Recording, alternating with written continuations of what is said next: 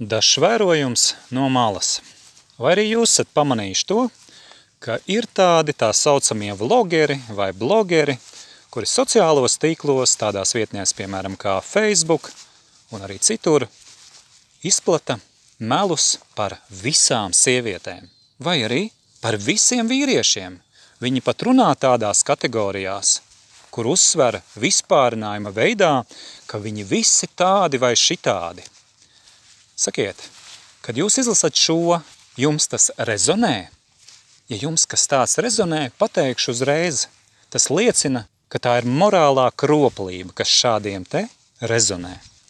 Jo būtībā tie, kas runā vispārinājumos, viņi pirmkārt melo, viņi ir bezkaunīgi meļi. Jo pat tādās situācijās, kur cilvēks ir piedzīvojis jau kādu netaisnību no vai nu kādas sievietes, vai no kāda vīrieša, tas viņam nedod itin nekādas tiesības runāt kategorijās visi. Un it kā cilvēkiem tas ir saprotams, un tomēr ko var redzēt realitātē, ka daudzi maitas, šādiem te maitām arī pieslienas. Viņi rodas tāds iespējas, gūsta baudu no tādām morālām kroplībām, kā piemēram pauž Roberts Klimovičs. Ir tāds cilvēks, kurš agrāk, cik ir zināms, strādājis ir arī televīzijā un ļoti labi pieprot diktora iemaņas, kā kūrēt cilvēkus, kā ar viņiem runāt, kā viņus apvārdot.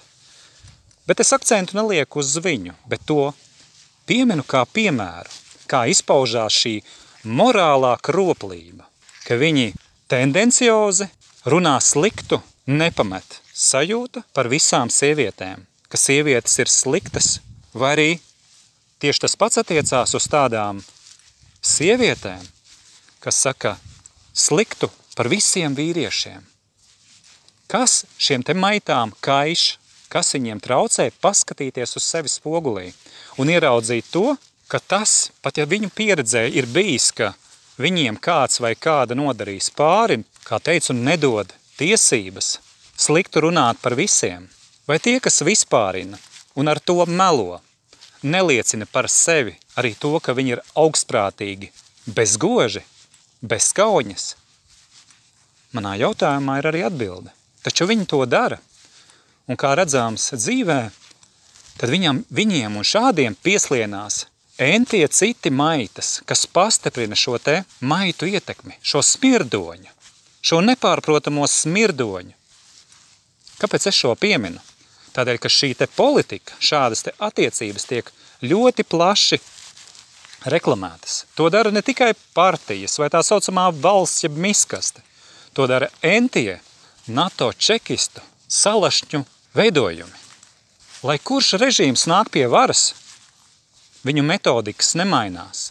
Viņi skalda un valda. Viņi šķeļ cilvēkus. Viņi kūda citu pret citu. Viņi izraisa raganu medības. Viņi melo pat par to, ka agrākos laikos, sendienās, pirms gadsimtiem, tad bija tie mežoņu laiki, bet ka tagad esot tā attīstība atnākusi. Viņi melodami melo un murgodami murgo.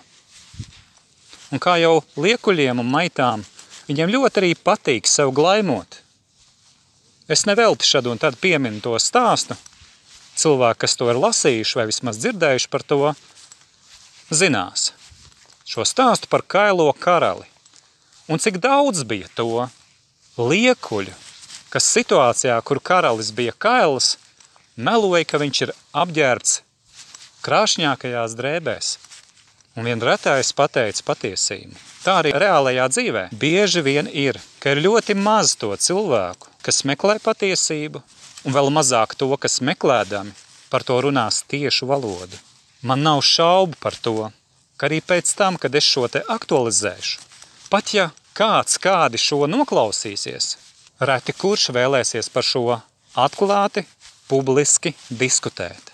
Jo ir taču cilvēki, kur arī saprastami to, kas notiek, pie sevis iespējams domā apmēram šādi. Kāda jēga, ko rakstīt tiem, kas savā būtībā ir maitas? Pārējie, kas ir cilvēki, šo saprot, to, ko es esmu paudis.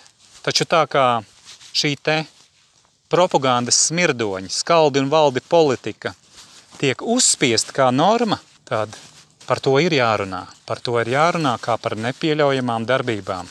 Un tie maitas, kas tajā piedalās, vērojot viņu darbības internetā un dažkārt arī dzīvē, ir pamats uzskatīt, ka viņi pilda pasūtījumu, ka viņiem kādi citi, viņu kuratori, arī tādi paši maitas kā viņi, liek to viņiem darīt.